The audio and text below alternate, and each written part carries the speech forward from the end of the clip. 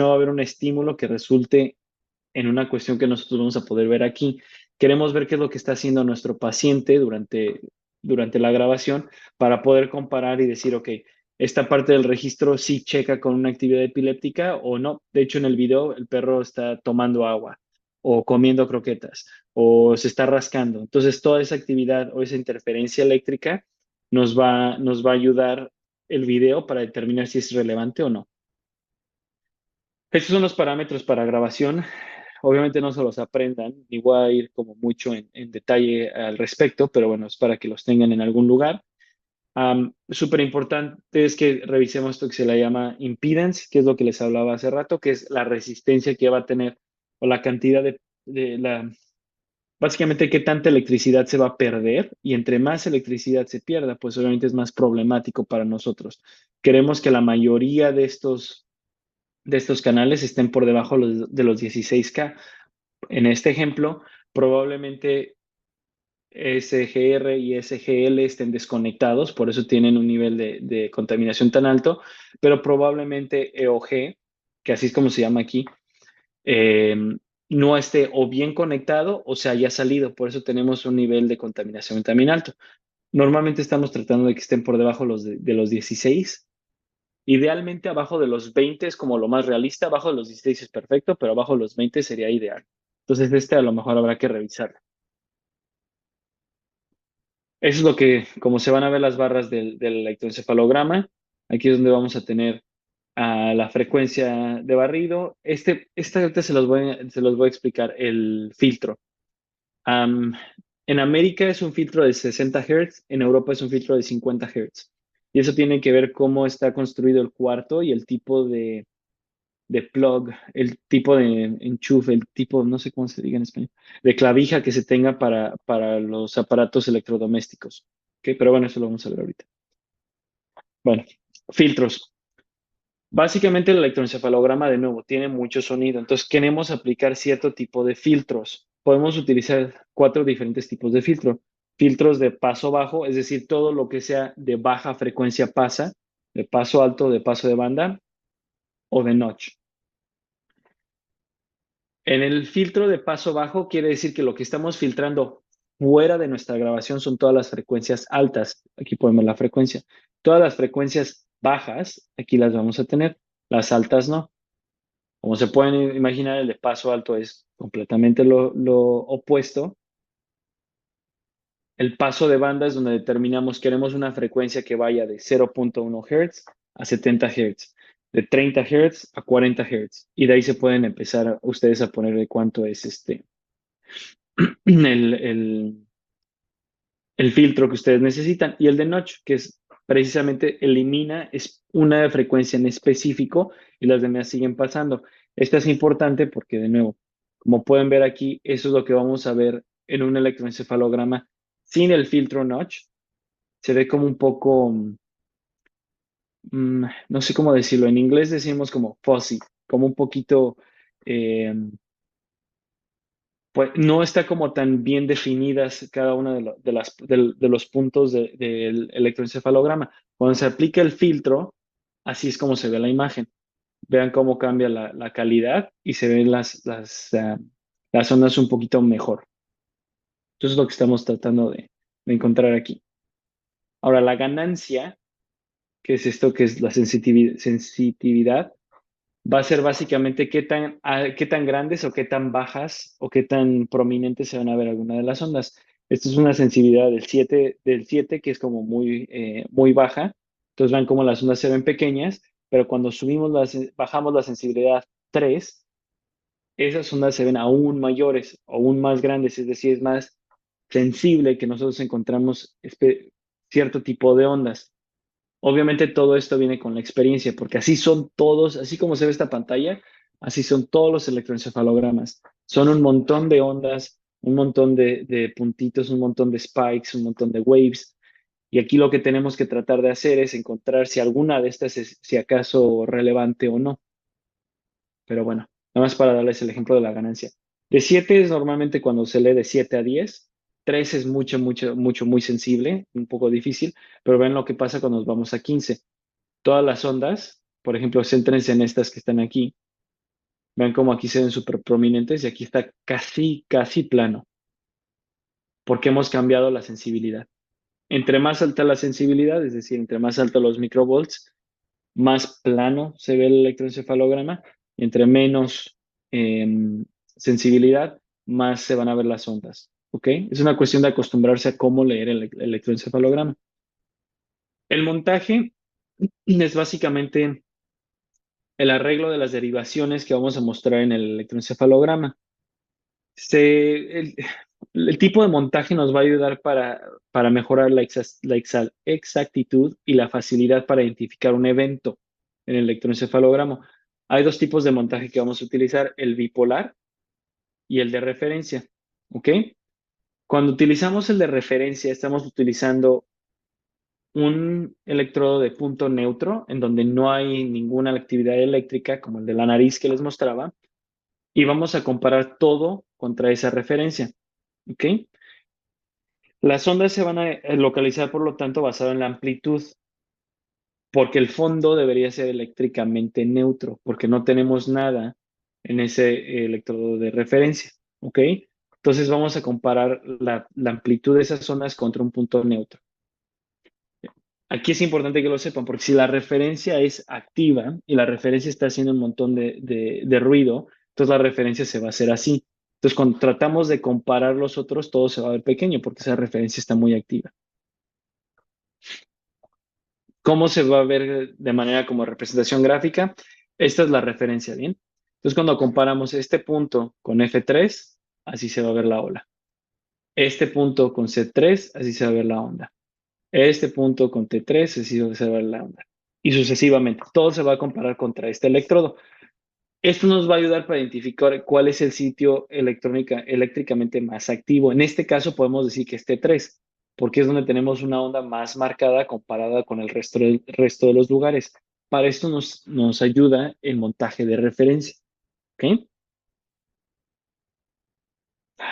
¿Qué es lo que pasa cuando tenemos una referencia activa?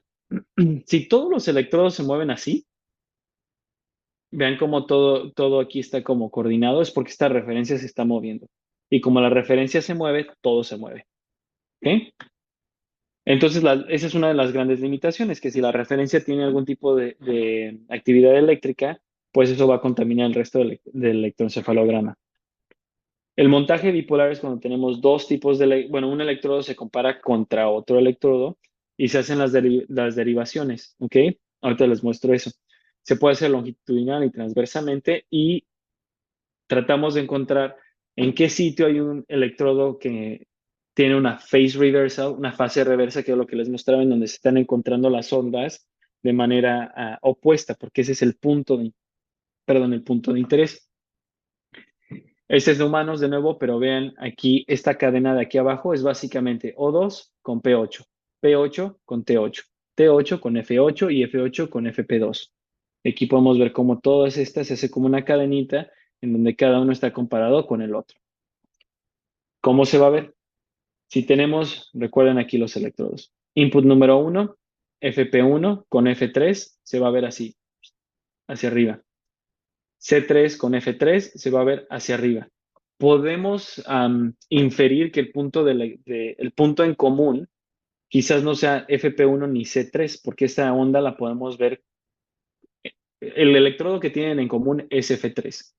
Entonces, cuando comparamos estos dos electrodos y los ponemos en un montaje bipolar, en donde tenemos esta cadena y después esta cadena, vamos a ver que de nuevo, FP1 es positivo con respecto a F3, por eso va hacia abajo, y aquí podemos ver que F3 es de nuevo negativo en comparación a C3, entonces va un piquito hacia arriba y un piquito hacia abajo. Esto se le conoce como fase reversa o phase reversal. Eso es muy importante porque esto es un indicativo de que hay una actividad eléctrica. Lo más importante va a ser una convulsión. Normalmente las convulsiones, cuando encontramos el foco de la convulsión, va a tener una fase reversa. ¿Ok? Limitaciones es que hay algo que se llama cadena terminal. Si el impulso está hasta T4, igual y nunca llegamos a ver esa onda muy bien porque no hay nada con lo que se pueda comparar T4. Pero bueno, interpretación. Aquí viene la parte que en realidad es un poquito más difícil. Si creían que lo anterior no era difícil, es la parte difícil. Tenemos que, como manera, de manera muy disciplinada, tener al pendiente que siempre tengamos como un checklist de todas las cosas que tenemos que tener para interpretar el electroencefalograma. Número uno, revisar nuestra configuración, que los filtros estén aplicados, que el tipo de ganancia o sensibilidad esté ahí, de cuántos segundos, de cuánto va a ser el tiempo por ventana que vamos a estar analizando. Porque si ustedes empiezan a cambiar esto cada vez que leen, nunca se van a acostumbrar a leer un electroencefalograma de cierta manera. Se los juro, hay mucha variación y es muy subjetivo algunas de las partes de la interpretación del electroencefalograma. Es muy difícil, es una prueba que tiene mucha contaminación. Incluso en humanos, en donde se tienen más estudios y hay más cuestiones que se han hecho para entender y usar el electroencefalograma, es difícil. La otra es identificar, número uno, que sepamos que si el montaje es de referencia o bipolar y seleccionar el que creamos que sea el más importante. Normalmente todas estas cosas ustedes pueden jugar con ellas en la computadora, ya cuando están revisando el electroencefalograma después de haberlo grabado. Ustedes colocan los electrodos, colocan el Game Boy dejan el perro en el cuarto por 3 horas, 4 horas, 5 horas, 8 horas, el día completo registrando la actividad. Y después de eso se retira el Game Boy y ese Game Boy tiene como una memory stick, no una memory card, una de esas micro SDs, se mete en la computadora y eso se sube a la computadora y desde la computadora ustedes pues, pueden cambiar este tipo de cosas. Durante la grabación normalmente hay una computadora al lado que está registrando la actividad eléctrica en tiempo real, pero a veces es difícil interpretarlo en ese mismo momento. ¿Ok? La otra cosa importante va a ser identificar el ritmo de fondo, y esto es a lo que me voy a centrar ahorita, ritmo de fondo y las características de ese ritmo de fondo. ¿Ok? Las preguntas que nos tenemos que hacer es qué hace el perro durante esa actividad. Por eso tenemos el video coordinado. La frecuencia, vamos a ver eso de los hertz, la amplitud, la simetría de esas ondas y cuál es el canal más activo. Las tres que nos vamos a centrar más hoy son estas tres, ¿ok? La simetría del canal predominante, quizás para otro momento, pero estas tres son las más importantes. Hay una cosa que se llama bandas de frecuencia o frequency bands. Banda, a la banda es una subdivisión de las frecuencias encontradas en el electroencefalograma. De nuevo, esta es una cuestión de categorización que nosotros como humanos utilizamos para entender el mundo, como todo el resto de las categorizaciones que hacemos. Pero bueno, estos son los 5 diferentes tipos de ritmo. Se les denomina ritmo. Y estas son las bandas de frecuencia. Tenemos delta, que es menos de 4 Hz. Normalmente ocurre cuando estamos soñando, cuando estamos dormidos, que es cuando hay una onda muy despacito. ¿Por qué? Porque nuestras neuronas no están activas. Teta es cuando estamos somnolientos. Alfa es cuando estamos despiertos, quizás con los ojos cerrados o un estado donde estás despierto, pero no muy activo. Beta es totalmente despierto y gamma también es totalmente despierto. Gamma es difícil de identificar, las más importantes son de delta a beta. ¿Ok? También hay un análisis cuantitativo que no vamos a hablar al respecto, que es básicamente cuál es la predominancia de cada banda en un momento particular de ese electroencefalograma que se llama epoch o epoch, que es en un momento en ese electroencefalograma, en ese pedacito de tiempo, gráficamente, qué banda es la que está más activa, delta, teta, alfa, beta o gamma. Pero bueno, esta es historia para otro día. La banda delta se va a ver así. Son relativamente de una amplitud grande con una frecuencia muy baja. Entonces vemos que es como una onda bastante obvia, bastante grande, amplitud grande, pero la frecuencia va a ser muy despacita. Como ya hablamos, cuando estamos somnolientos, cuando estamos durmiendo, en la infancia, teta, vean cómo ya empieza a cambiar un poco la morfología. Ya es una amplitud más pequeñita, ¿ok? Ya nos fuimos de 350 a 150, vean como algunas de son más pequeñitas, pero también sucede un poco más rápidas. Aquí vienen donde se pueden ver este tipo de ondas. Alfa, vean de nuevo el cambio, vean cómo fuimos de muy, muy pronunciadas a muchísimo más pequeñitas, pero más comunes. Normalmente esto se ve más en el lóbulo occipital y parietal. Y finalmente la beta, que es cuando estamos totalmente activos. Vean cómo son pequeñitas, pero muy, muy rápidas. Arriba de los 13 Hz. De 13 a 20 y tantos es como lo consideramos. ¿Ok? Esta parte es importante porque muchos de los electroencefalogramas que vamos a hacer, como ya les dije, el paciente va a estar en el cuarto. Normalmente tienen más valor cuando los hacemos con el paciente despierto, porque estamos tratando de encontrar o si el episodio es una convulsión o no. Y si es una convulsión, tratar de identificarla o poder asegurar que es una convulsión basada en el electroencefalograma. ¿Ok? Este tipo de ondas se van a ver muy frecuentemente cuando están los perros soñando. De nuevo, utilicen su cámara, volteen a ver al perro, el perro está dormido. Sí, vemos ondas muy prominentes como estas. Siempre consideren que pueden ser ondas secundarias al sueño y no en realidad una patología. Esas tres son las más importantes.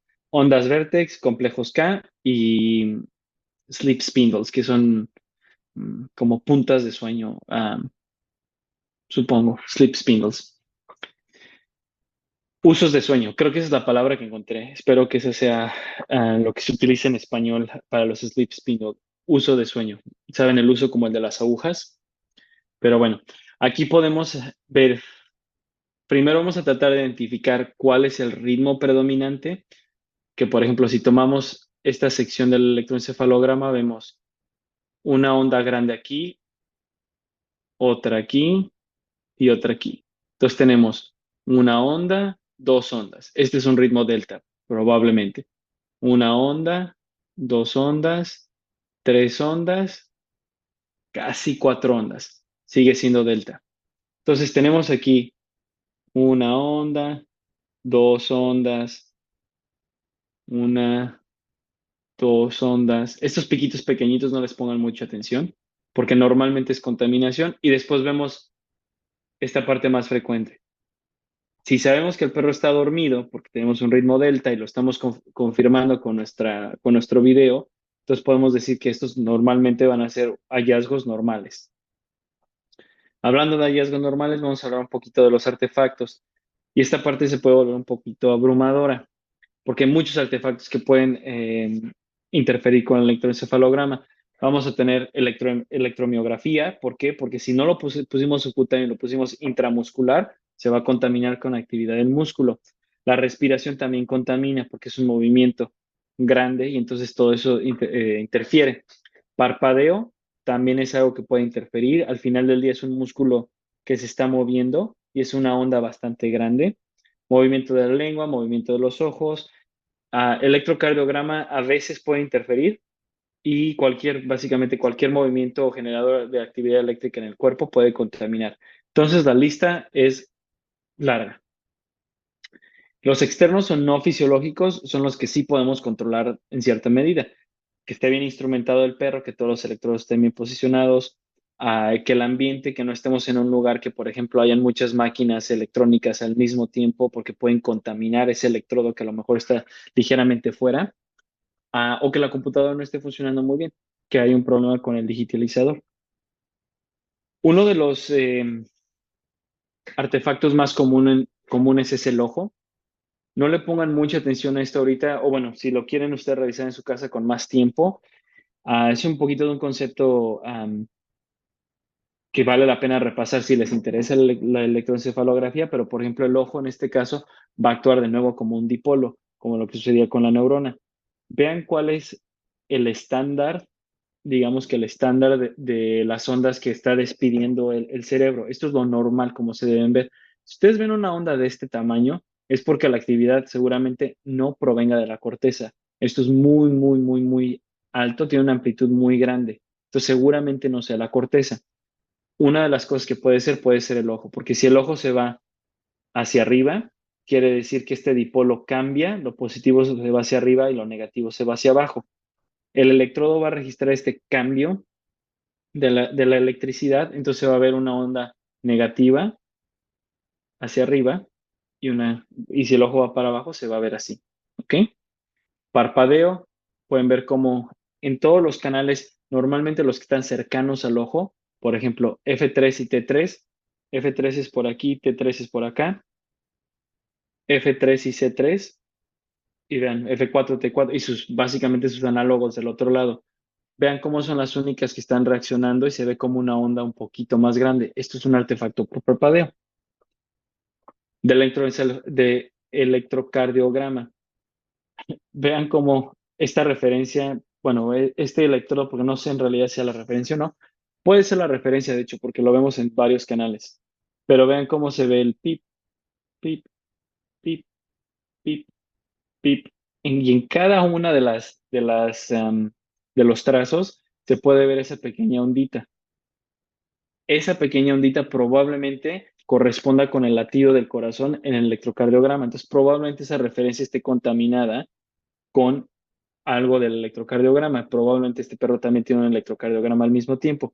O incluso si la referencia no está contaminada, si el electrocardiograma es muy alto, por eso está contaminando ahí. Si apagan ustedes el electrocardiograma, todo esto se debería de mejorar. Am, Temblor, eso es como cuando tienen frío y están así temblando todo el tiempo. Vean qué tan altas son los picos y la frecuencia es súper alta. Esto normalmente, y además es como rítmico, vean cómo sucede cada X tiempo. Esto probablemente es un temblor y nada de qué preocuparse. Finalmente, este también es parpadeo. Este tiene casi todo. Parpadeo, tenemos aquí el electrocardiograma y tenemos artefacto de músculo. Probablemente este PZ y este O2 fueron introducidos subcutáneo, perdón, intramuscular en lugar de subcutáneo. Por eso están tan contaminados. ¿Ok? Cuando sacan la lengua eh, y chupan, pueden ver, este es un movimiento aún más grande que el del ojo. Vean el del parpadeo aquí, comparado con el de la lengua. Es muchísimo más grande ese de la lengua ahí, porque la lengua es un músculo más grande. También cuando están jadeando, que era lo que estamos hablando, vean cómo rítmicamente todos van hacia arriba y hacia abajo, porque el perro está jadeando y aquí lo pueden ver en el video. Y aquí seguramente movió la lengua y por eso tiene esta como deflexión tan grande. Si tuviéramos que leer este trazo ahorita, este electroencefalograma, justo en este momento, lo primero que tenemos que empezar a ver es si todo lo de aquí arriba corresponde. Aquí podemos ver cómo el notch está apagado, lo deberíamos de prender, pero bueno, suponiendo que todo esto está bien, primera pregunta es, ¿cuál es el ritmo que tenemos detrás? ¿Cuál es el ritmo predominante? Delta, teta, alfa o gamma. Entonces vamos a contar cuántas ondas hay por segmento que tenemos aquí, que son estas líneas sólidas. Tenemos 1, 2, 3, 4, 5, 6, 7, 8, 9, 10, 11.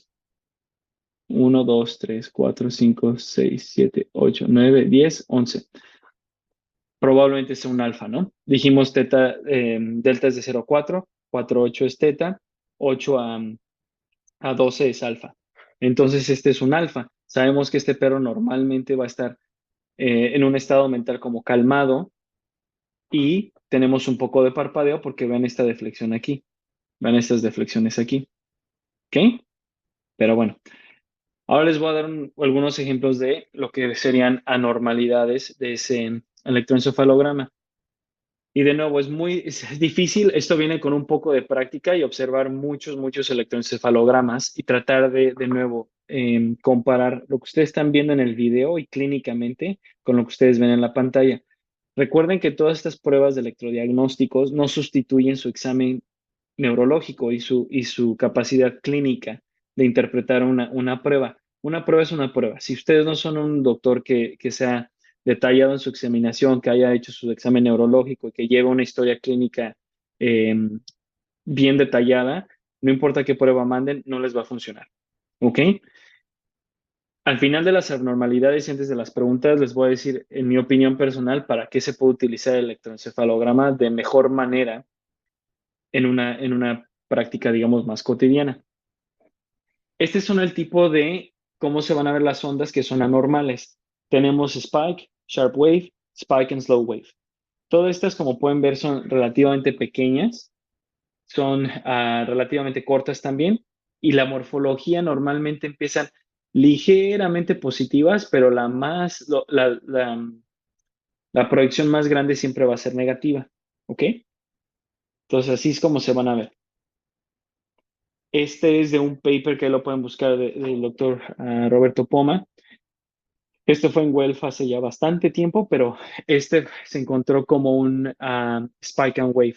Entonces pueden ver, aquí tenemos una spike y después viene la onda. Spike y después viene la onda. Spike y después viene la onda. Y si las contamos son cuatro, una, dos, tres, cuatro, cinco en esta quizás, una, dos, tres, cuatro por segmento, ¿ok? Y aquí está la enfermedad. Así fue como se encontró. Pero vean cómo es, incluso en este montaje bipolar, es difícil de interpretar. Por ejemplo, F3, F4, F4 CZ probablemente no tienen mucha actividad. Las que sí parecen tener más actividad son las partes centrales, CZ1, T3O1, CZO2, estas partes que es como occipital y un poco más central. Quizás es donde la actividad epiléptica sea como más prominente.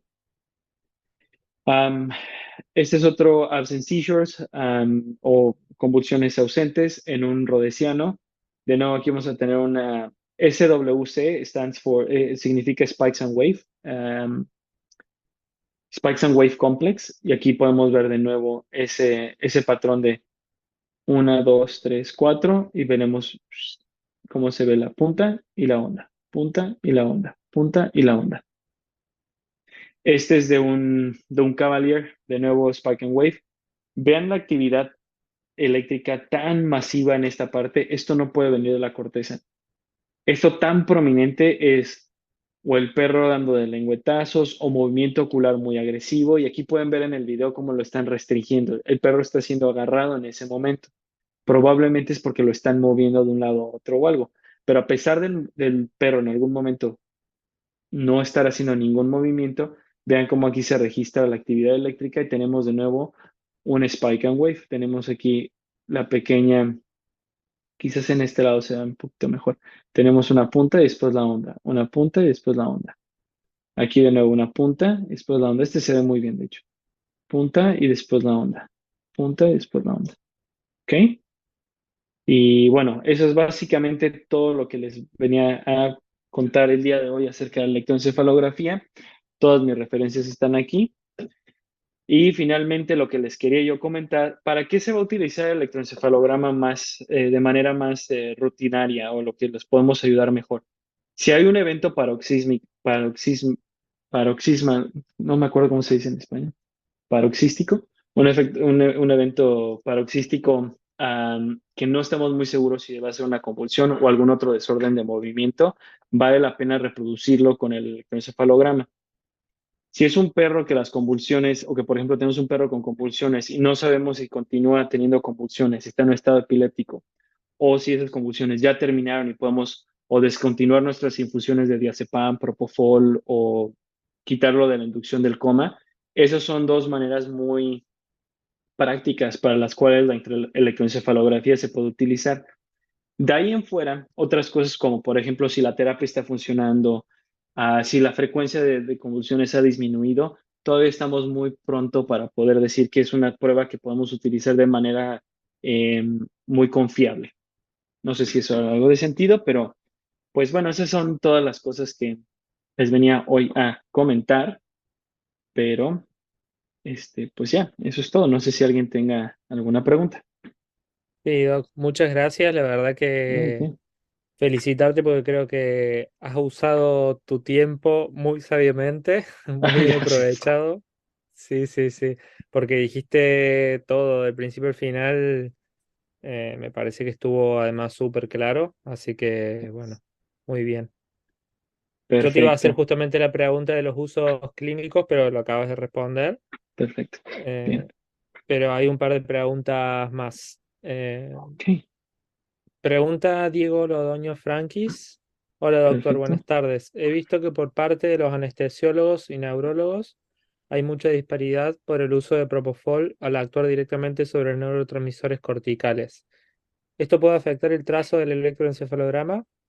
Buena pregunta. Sí puede, bajo ciertas condiciones muy específicas. Por ejemplo, hay un tipo de patrón que se llama burst suppression o supresión de, mm, pues no sé, como de burst, como de explosión, supresión de explosión. Ese tipo de patrón, de hecho, se puede producir con el uso del propofol. De ahí a que se afecte mucho más cosas como de los neurotransmisores, no necesariamente, y depende para qué lo estés usando. Si tenemos el perro con una infusión de propofol y tenemos sospecha que a lo mejor está en estado epiléptico, quizás sí pueda interferir un poquito con la interpretación del electroencefalograma. A lo mejor valdría la pena no utilizar el propofol para ese tipo de pacientes, pero si es un electroencefalograma ambulatorio, el propofol no debería de interferir, especialmente porque el propofol en 10-15 minutos debería de estar fuera del sistema. Si solamente se utilizó para instrumentar, después de eso se debería de ir. Espero que eso Claro, por responda ahí la... se pone el propofol, se ponen todas las agujas y todo, y Claro, después ya se puede dejar que el paciente se despierte y se registra. exactamente, Claro, exactamente. perfecto. Luego el mismo doctor pregunta, Sí. normalmente nosotros remitimos a electroencefalograma y este se hace de forma ambulatoria y el registro es corto, no alcanza a demorar la hora de duración. ¿Qué validez diagnóstica le podemos dar a estas evaluaciones? Muy buena pregunta. Y ahí estás poniendo el dedo en la llaga. Ah, Este es un problema que obviamente, como ya les dije, mi mentora es como la más entusiástica que conozco en el mundo de electroencefalografía. Y ese es uno de los problemas como con los que se enfrenta uno en la práctica diaria, más comúnmente.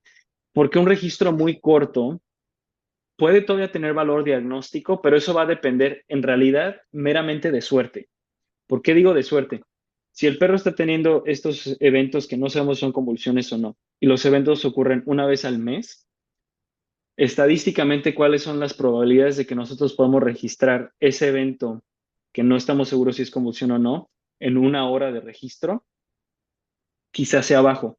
Si ese perro hace ese evento al menos una vez al día, nuestros, nuestro porcentaje de poder registrar eso con el electroencefalograma es un poco más alto, porque entonces tenemos básicamente una hora de 24 donde quizás tenemos suerte y ese perro hace ese movimiento que no estamos muy Claro. seguros.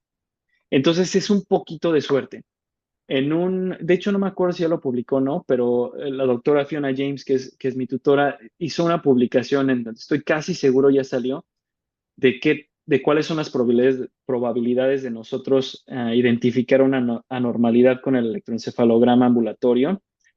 Si mal no recuerdo, si el episodio ocurría en cuestión de semanas, teníamos buenas oportunidades. Si eran meses o más, quizás es muy difícil que nosotros lo registremos. Entonces, el valor diagnóstico que vaya a tener un registro de una hora, en realidad depende de qué tanta suerte tengamos de que o haga el episodio durante ese momento o que, por ejemplo, encontremos algunos eventos como, por ejemplo, estas interictal spikes o estas como puntas interictales que a veces se pueden ver en pacientes epilépticos. Si las vemos, puede ser que sea porque sea epiléptico, si no las vemos, no lo podemos descartar. Entonces sí tiene un poquito de valor limitado el registro de una hora. Pero la verdad es que a veces en veterinaria es todo lo que podemos obtener, ¿no? Claro. Y hacen algunos casos estos tipos de estimulaciones que a veces se hacen más en medicina humana, como la Mm. fotoestimulación o la privación de sueño. Claro. Am, Fotoestimulación sí lo hemos hecho en pacientes que, por ejemplo, yo no estuve presente, pero yo sé de un paciente que la propietaria se quejaba que cada vez que la alarma contra incendio se activaba, que no sabía si era el ruido o que pues la alarma encendía muchas luces y el perro convulsionaba. Entonces tratamos de hacer esa fotoestimulación y el perro no convulsionó.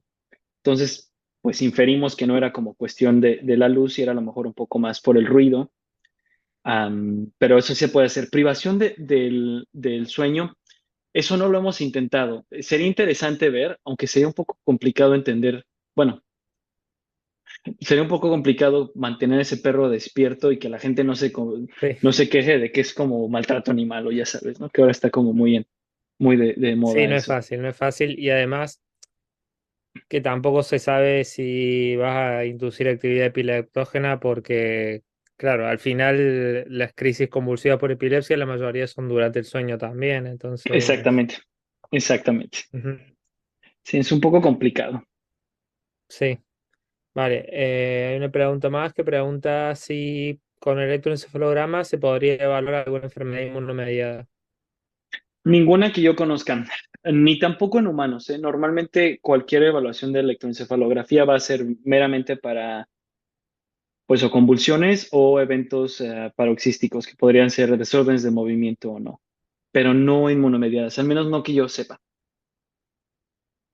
Vale, vale, muy bien. Bueno, no hay más preguntas, así que Perfecto. perfecto, está muy claro. Muchas gracias No, ¿de qué? Muchas y gracias bueno, por la invitación. ya nos veremos en la próxima. Perfecto, nos veremos pronto. Que estén muy bien. Buenas noches a todos. Buenas noches. Adiós. Bueno, buenas noches a todos.